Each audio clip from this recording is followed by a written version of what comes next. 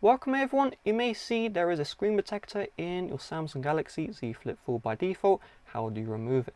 Now there are two very important things to keep in mind, and you must watch this part. First of all, the screen protector has the same feel as the actual display behind it.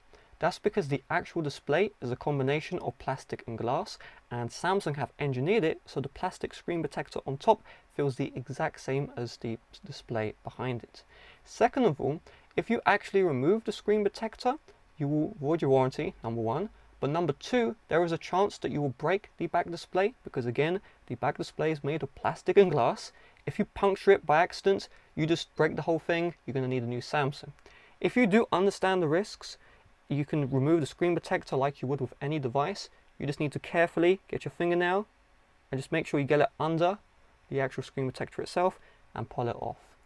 Do keep in mind though, if you do pull off the screen protector, getting a display replacement is $300, $400. Getting a screen protector replacement is $20 from Samsung, and they do it professionally, so definitely get from Samsung.